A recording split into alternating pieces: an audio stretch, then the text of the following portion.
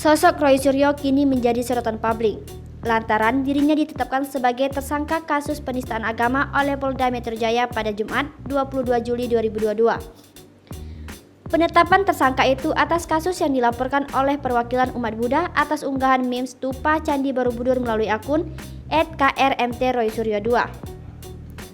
Sebelum menjadi tersangka kasus penistaan agama, pakar telematika sekaligus mantan Menteri Olahraga Republik Indonesia yang menggantikan Andi Malarangeng ini memang sering mendapatkan perhatian karena kontroversi yang diciptakannya.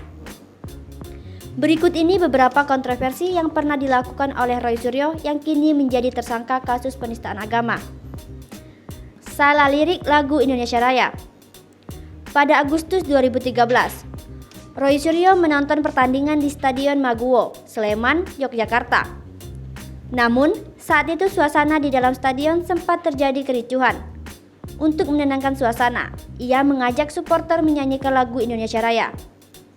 Namun, tidak disangka, Roy Suryo yang saat itu menjabat sebagai Menpora salah lirik saat menyanyikan lagu Indonesia Raya. Lirik yang seharusnya "Di sanalah aku berdiri" dilantunkan menjadi "Di sanalah tanah airku". Atas kejadian itu, ia mendapat berbagai komentar dari netizen. Sindir pawang hujan. Di akun sosial media Twitternya, Roy Suryo ikut mengomentari aksi pawang hujan di gelaran MotoGP, yakni Rara Istiati Wulandari yang sedang melakukan ritual untuk menghentikan hujan. Mantan Menpora ini ikut nimbrung dengan menuliskan cuitan yang berisi, "Ini juga lucu, lebih dirasakan rakyat. Diminta kembalikan aset negara." Buntut dari kasus belanja perabotan rumah tangga oleh Kemenpora, Roy Suryo disuruh mengembalikan aset negara sebanyak 3.226 barang. Sejak kejadian itu pula, Roy Suryo disuruh mundur dari posisi sebagai Wakil Ketua Umum Partai Demokrat. Salah naik pesawat. Roy Suryo pernah salah naik pesawat, lantaran ia salah melihat jadwal. Dari seharusnya berangkat jam 06.15 waktu Indonesia Barat, namun ia berangkat pada pukul 07.45 waktu Indonesia Barat. Kesalahan Roy Suryo menaiki pesawat itu membuat kegaduhan para penumpang pesawat Lion Air saat itu. Pakar telematika yang diragukan. Ruby Z Alamsyah menyatakan keraguannya terhadap kemampuan Roy Suryo menjadi seorang pakar telematika. Keraguan tersebut disampaikan oleh Ruby Z Alamsyah yang merupakan digital forensik analis atas kesaksiannya pada sidang kasus Marcella Zalianty dan Ananda. Ruby mengatakan bahwa Roy Suryo tidak memiliki standar operasional sebagai seorang ahli telematika. Menurutnya, hasil analisis Roy Suryo tidak valid dan tidak berkualitas untuk dijadikan barang bukti dalam kasus Ananda Mikola. Kelebihan bagasi kabin.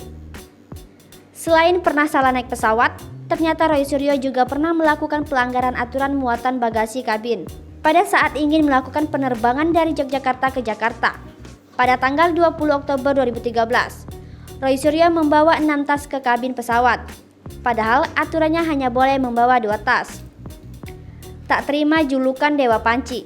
2 orang buzzer yakni Kuntadi dan Mas Zoprai dilaporkan oleh Roy Suryo ke Polda Metro Jaya.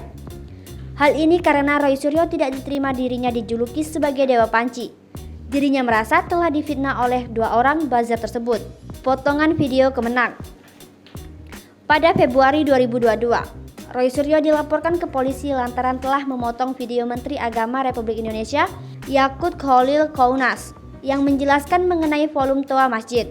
Akibat perbuatannya itu, mantan Menpora ini dilaporkan ke pihak berwajib oleh beberapa elemen masyarakat atas tuduhan membuat kegaduhan di masyarakat. Penistaan agama. Kontroversi terakhir yang dilakukan oleh Roy Suryo adalah dirinya terjerat kasus penistaan agama yang menyebabkan dirinya ditetapkan sebagai tersangka oleh Polda Metro Jaya. Roy Suryo dilaporkan oleh perwakilan umat Buddha atas unggahan meme stupa Candi Borobudur yang diunggahnya melalui sosial media pribadi miliknya.